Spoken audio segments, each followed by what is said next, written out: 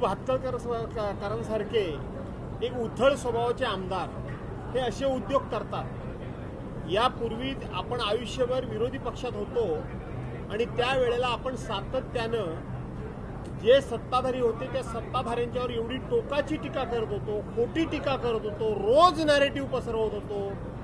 त्यावेळेला सत्ताधाऱ्यांनी विरोधकांची टीका ही टीका म्हणून नाही तर विरोधकांचे विचार म्हणून ती सत्ताधाऱ्यांनी स्वीकारली। पण आता यांना असं वाटतं की आम्ही जे खोटं बोलतोय, आम्ही जे खोटं करतोय त्याच्याबद्दल सुद्धा विरोधकांनी काही बोलू नये अशी यांची नेहमी धारणा असते। आणि मग अतुल भातखळकरांसारखा अतिशय उथळ स्वभावाचा आमदार हा नेहमी असं समजतो की सगळं जे काय अक्कल आहे, सगळं जे काय ज्ञान आहे ते फक्त आणि फक्त देवानं मलाच दिलंय, म्हणजे त्यांनाच दिलंय असं त्यांची समज असते। आणि म्हणून समोरच्या माणसाला बोलत असताना अतिशय तुच्छतेनं बोलायचं, अतिशय उर्मटपणे बोलायचं, अतिशय अहंकारानं बोलायचं आणि सर्वज्ञ मी आहे अशा एका घमेंडीमध्ये बोलायचं, हा त्यांचा नेहमीचा प्रकार आहे। त्यांनी असा अनेक वेळा प्रयत्न केला आणि म्हणून कालच्या वेळेला शेतकऱ्यांचा प्रश्न होता। पाऊस पडून ज्या ठिकाणी नुकसान झालं, माणसं मेली, गुरंढोरं मेली, रस्ते खचले, पूल पडले, मिशिंग लिंक त्या ठिकाणी त्याची संपूर्ण नाचक्की झाली, अशा प्रश्नावर आम्ही चर्चा उपस्थित केली होती। तिथे सुद्धा त्यांनी ज्या आविर्भावात बोलत होते त्यामुळं त्यांची जागा मला दाखवणं भाग पडलं।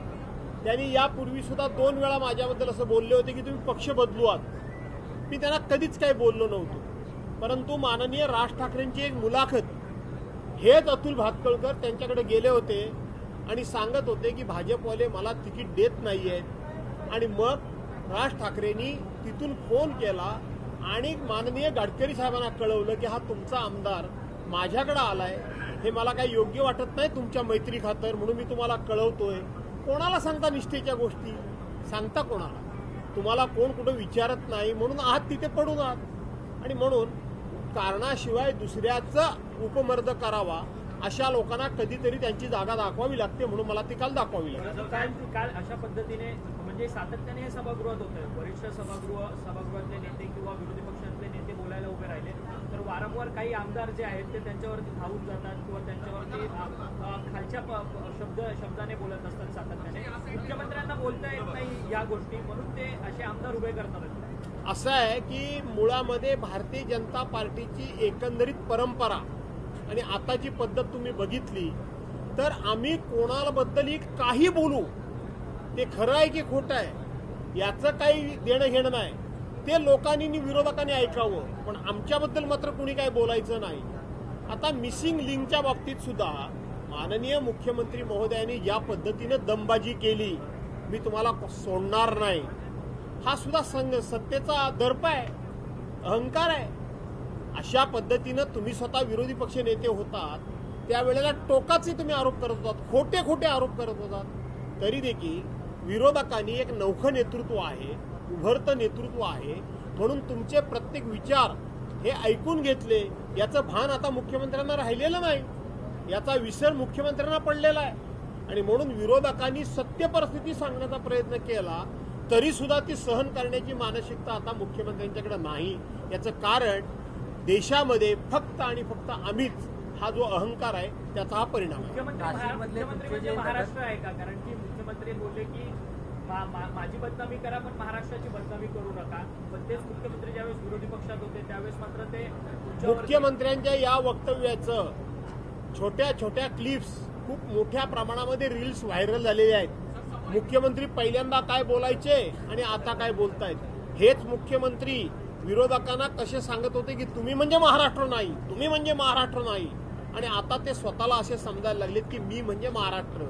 आणि म्हणून लोक ते आता दोन्ही क्लिप एकाच वेळेला दाखवतायत, मुख्यमंत्र्यांचे वेगवेगळे विचार त्या ठिकाणी ते दाखवतायत। महाराष्ट्राचा अपमान हा मुख्यमंत्र्यांच्या वक्तव्यामुळे झाला की त्यांच्या कृतीमुळे झाला?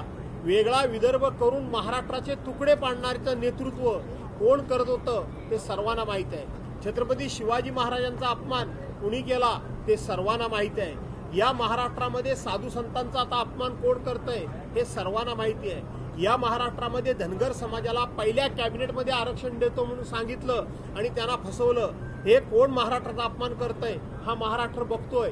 इथं ओबीसीना त्यांनी सांगितलं की माझ्या जीन्समध्ये ओबीसी आहे, माझ्या जीन्समध्ये इथं ओबीसीचं रक्त आहे आणि त्याच ओबीसीना कसं फसवायचं चाललंय ते सगळा महाराष्ट्र बघतोय. असं सत्ताधाऱ्यांना वाटत असेल की दुनिया आंधळी आहे, अजिबात आंधळी नाही. दुनिया आता यावेळेला संधीची वाट बघते.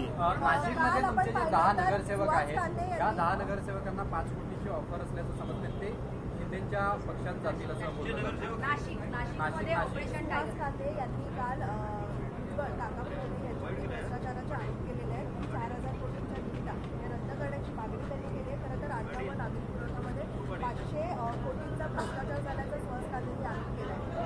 असं आता महाराष्ट्रात सरकारमध्ये कुठल्या मंत्र्यांच्या खात्यामध्ये भ्रष्टाचार नाही तो सांगा. प्रत्येक मंत्र्यांच्या खात्यामध्ये भ्रष्टाचार आहे. प्रत्येक खात्याच्या मंत्र्यांच्या खात्यामध्ये भ्रष्टाचार आहे. त्यामुळं सुहास कांदे जे बोलले असतील त्याच्यामध्ये तथ्य असेल. धन्यवाद. ऑपरेशन टायगर सक्रिय नाशिकमध्ये ऑपरेशन टायगर सक्रिय आहे असं म्हटलं जातं. तुमचे काही नगरसेवक जे आहेत ते संपर्कात आहेत शिंदेच्या. असं आहे की ह्या ऑपरेशन टायगर हे रोजच तुमचं चालू आहे आणि त्यांचंही चालू आहे, लोकांचं चालू आहे. तुमचं याचा अर्थ हे रोज नवीन बातम्या टायगरच्या येत आहेत. याचा अर्थ टायगर इकडे आहेत, कुत्रे तिकडे आहेत. एबीपी माझा, उघडा डोळे बघा नीट.